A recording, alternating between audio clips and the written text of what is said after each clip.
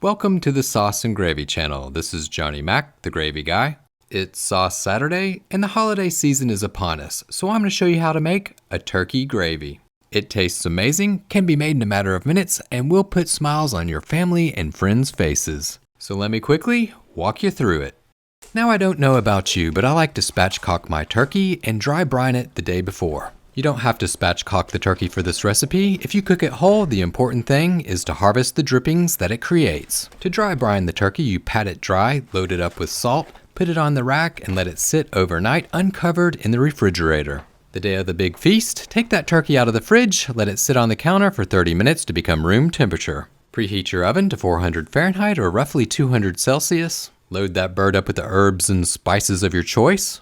To cook the spatchcock turkey, put it into the oven for 6 minutes per pound or 6 minutes per 454 grams. Roast the turkey in the oven until it has an internal temperature of 165 degrees Fahrenheit or 74 Celsius. Remove the turkey from the tray and let it rest in a warm place covered. It'll continue cooking, and in the end it should reach a temperature of 175 degrees Fahrenheit or 80 Celsius. But would you get a load of that? Check out those drippings and the fat that it created while it cooked in the oven. That right there is what you call flavor, and it's the secret to bringing out those warm, comforting smiles on your friends and family's faces for Thanksgiving or Christmas dinner. Pour in 1 cup or 250 milliliters of a stock of your choice to harvest those turkey drippings and the fats. I'm using a chicken stock, but a veggie or a turkey stock or broth will work just fine.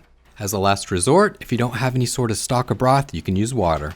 If for some reason you're having difficulty getting those drippings up into the cooking liquid, put the tray on the stove, turn the burner to low, scrape until those drippings are well dissolved into the liquid.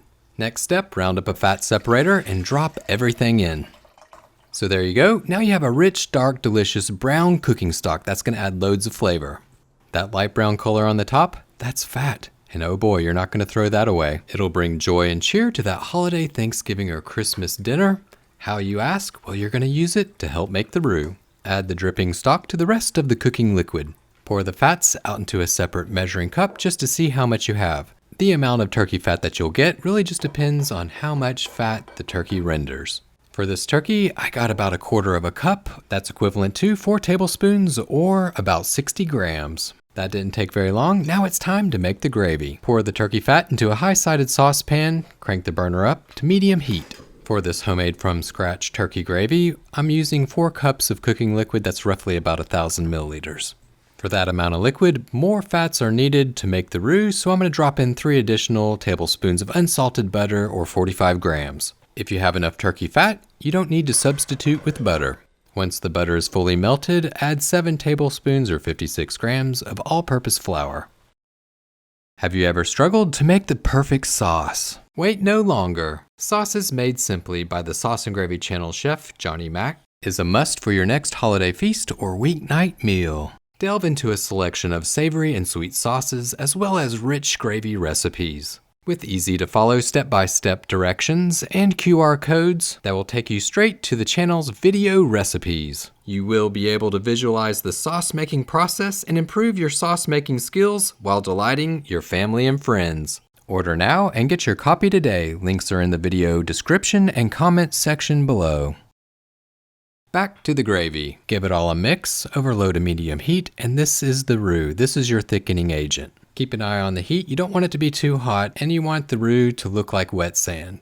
So if for some reason it looks like this, kind of lumpy and clumpy, and it's really just not a wet sand type look, add more butter. So I'm going to add 1 additional tablespoon or 15 grams of unsalted butter. If you have additional turkey fat, you can use it. In total, I used 4 tablespoons of butter, 4 tablespoons of fat, so 120 grams overall, and 7 tablespoons or 56 grams of flour.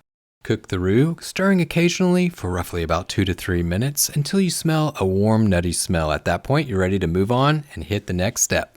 Round up your cooking stock and pour it in. And for those of you that are scared to have lumps in your sauce, well, if you pour a cool liquid or a room temperature liquid into a hot roux, lump-free every time. Whisk well to incorporate that roux into the cooking liquid. Bring the gravy to a light simmer over medium heat. Once it starts to simmer, you can turn the heat down and cook until it's as thick as you desire. While the sauce is reducing, it's always a good idea to grab a spoon or a ladle and try to skim off some of those impurities that foam on the top to make a nice clean gravy.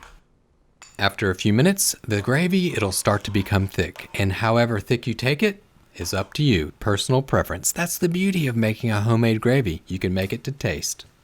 And speaking of taste, once it's as thick as you like, taste the gravy. See if you need to adjust the seasoning. Add some more salt if necessary, spank on some pepper, why not? And if you wanted to add some additional herbs, you can. Why not? Make it how you like it.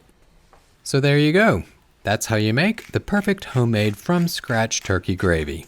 Pretty easy, right? Which makes it great for the hectic holiday season. And you know the secret to bringing beautiful smiles and happiness to the dinner table at Thanksgiving and Christmas.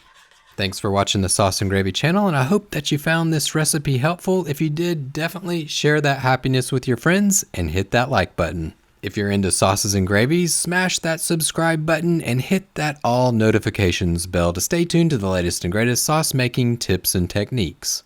Thanks again for watching. Remember, it's just you, me, and the sauces. Until next Saturday, keep whisking, y'all.